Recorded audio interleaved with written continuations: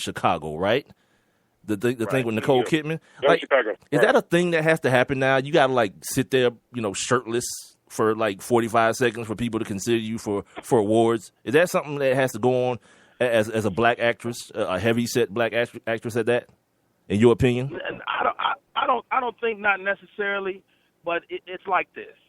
If you intend to play their game and get awarded in their world, you got to know that they have certain requirements.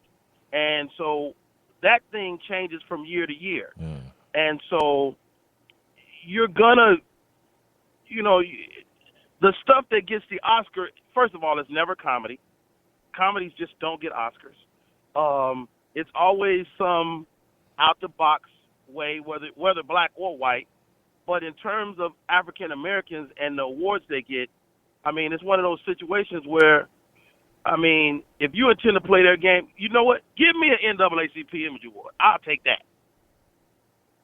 Because you ain't gonna catch Rodney Perry, wilding out on screen like that. So no full frontal. I got for a Rodney. dress on right now. You're ignorant. That's ridiculous. That's ridiculous. So, Rodney, what was the experience like? I know you just had that the stand-up that came on Bounce TV a couple months back. What was that experience like, and what was the overall response that you got from your fan base? I got a great response. My show, it was a number one original on Bounce TV at that time. And for me, Monique's show gave me a certain connection to people with my name, with Rodney Perry. But I got a lot of brand new fans that didn't know I was a stand-up. And even with Bill Bellamy's Who's Got Jokes, I was looked at as the second guy. And so doing stand-up on that stage, it gives me an opportunity to kind of show them Rodney Perry the stand-up. And that's where I make my money. That's where I make the lion's share of my money as a stand-up. So at the end of the day, it's all about getting people to come out to see me live. Still talking right now. A couple more job. minutes with Rodney Perry. He's the host of Rodney Perry Live on IBNXradio.com. Follow him, Twitter, at Rodney Perry, and on Instagram at Rodney Perry Live. We are the Sports Kings. I'm Big Mike. The other voice that you hear is Rob Calloway. You mentioned the NCAA. You didn't mention the NCAA. You mentioned the NAACP. I did not. Right. Yes. I want to ask you about this woman, Rachel Dolezal. Is that right, Rob? Dolezal, is that her name? The lady who went through 37 years of actually being a white woman, but in essence, in modern-day blackface. Let's call it that. Well, first of all, everybody is black, okay? That's what she said, too. We don't know. Let me tell you something. I got enough light-skinned people in my family to know that mothers be lying. Go back and check with her mom. Oh, don't do that. Let me tell you something, Rob Calloway. It's some phantom light-skinned neighbor, okay? It's the reason this lady been identifying black, because her daddy probably black. Let me tell you something. People be dipping, okay? It's the reason this lady feels black. Yeah, you're right. Her hair a little kinky. She got a little extra melanin. It ain't a tan. Oh, I thought when you said melanin, you meant like behind her. Okay, you mean melanin, the skin. I don't know. got you. I ain't see that. Me neither. I thought you had another glimpse that I didn't get. Another angle. I wish I did. But now the new white girls it's got big butts. I mean, they doing lunges and stuff. These girls, let me tell you something. If she made some sort of contribution to the black community as a black person, why do we care? Boom. Now, There it I get is. the other side of the argument. I get the side of the argument that go, it could have been a black person that had that job, but it's all kind of white people that work for the NAACP. My problem with the NAACP is the C. Didn't I just say that yesterday? Did we just have this conversation yesterday, Rob? This ain't 1945 no more. Who you calling colored? Yeah, dog. Oh, yeah. Me and you going to be all right, Rodney. Me and you going to be all right. I'm telling you, man. Oh, my goodness. When I say Caitlyn Jenner, what comes to you mind, Rodney? What'd you say? You heard him. Caitlyn Jenner. I think decathlon with a but not with a DE. No, nicely all done. jokes aside, man. This was my problem with transgender, and I don't have beef with these people. First of all, and you got the what's the whole LG lesbian, gay, Bi and bisexual, trans. Yeah, LGBT. LGBT. Yeah. I'm okay with the lesbians. I'm a fan. Yeah, I'm one I'm myself. Likewise, me too. Yeah. I am a lesbian. Yeah, I am too. Ding, ding, ding, ding. I'm a lesbian. I live in Atlanta. I'm used to the gays. I watch reality TV. Bisexuals, greedy. When did the transgenders get in the conversation? God. Oh my God. It's like you listen to the show, dude. I said the same thing. Because when you go down, LGBT is all the LG and the B have something to do with sex, right? But what we learned from Bruce Jenner talking to Diane Sawyer, he said being a trans person has nothing to do with my sexuality. So he said he still like women, dog. Right. So what is he not? Lesbian? Is he an L and a T? It's confusing, dude. It is. Yeah. Yeah, it'll blow your mind. Don't think about it too hard. You're going to pass out. Yeah, trust me. My happened to me. concern is for his children, dude. Now, I know nobody is really tripping off of this, but, like, that has to be amazingly difficult, even for a grown kid. He has sons, he has daughters. What is that like to have that conversation with your kids? Hey, man, I'm not a dude no more.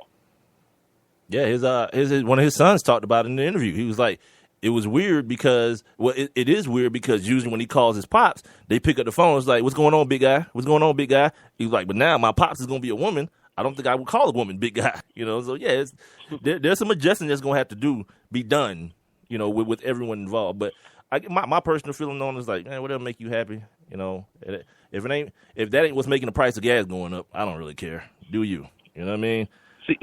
See, like that's the politically correct thing to say, and anybody that says anything outside of that is kind of ostracized. I tell the gays all the time, I ain't scared of y'all. I ain't scared of the gays. I'm 44 years old. I ain't scared of y'all. I'm 44. What I look like being scared of a gay? Let me tell you that. Rob, this is the thing. They quick to challenge you. And don't get me wrong. Like you said, whatever you love. But, man, don't try to punk me into your lifestyle. Right. For lack of a better word. Right. That can't happen. Because, like, what's the name? I was over there. What's the dude on Ricky Smiley, right? I saw him. And Gary. Gary with the T. He dressed like... Gary with the T. Yeah. Gary with the T dressed crazy, man. He got some shorts on, some flip-flops. I don't care if you gay or not. You supposed to get talked about. Okay? And they talk about it. He gets talked about. But he gonna chat. What you trying to say, right? I'm trying to say you look crazy, Gary. Okay? Crazy as hell with that mesh top on and them flip flops. Right, which has nothing to do with you being gay. It's just a bad it don't outfit. Have nothing to do with you being gay. Right, it's a bad some outfit. Gay dudes with some fashion sense, and he ain't one of them. All right, we got a couple minutes left with Rodney Perry, comedian Rodney Perry. We're gonna make sure we get his show dates as well. Here's something. I just wonder who makes you laugh? Like, who makes Rodney Perry just, like, laugh literally out loud, like holding your belly laugh, not like the little, that was kind of cute. But what comedian just makes you, like, get into it? I'm a big Tony Roberts fan. If anybody knows who I'm talking about, This dude is knocked down one of the funniest human beings to take the stage. I love J.B. Smoove. I like physical guys, man. I saw Kevin Hart this past weekend. His special is gonna be epic, dude. He's doing some stuff on stage that I've never seen done before, and the numbers he's doing is insane. So, not only is he a friend of mine, but one of the things I like about him is he's still the same guy. That's awesome. And people do change. I mean, I've seen people change, and he hasn't changed one bit. And so I'm a fan of Kevin Hart, but I like a lot of my contemporaries. I like people you ain't never heard of. I like a guy by the name of Marcus Harvey who I saw in a club and asked him to come over to Off the Chain and help me write. So a guy named Hank Denson you never heard of. So it's a lot of guys out there that's funny, and then there's some guys that's funny that's never gonna go beyond their job because they won't quit. You know, people not willing to go out on the limb sometimes. Yeah. And you got to be willing to go for your dreams. Stop throwing hits Rob at me Calloway. right now. Rob Calloway, let me tell you something. You should have been had your own show. You know what I'm saying? You're a beast, man. I ain't as funny as you, right? I ain't as funny as you. Well, that's true. Like, what you expect him to say? You know what I mean? What you expect to come out of his mouth?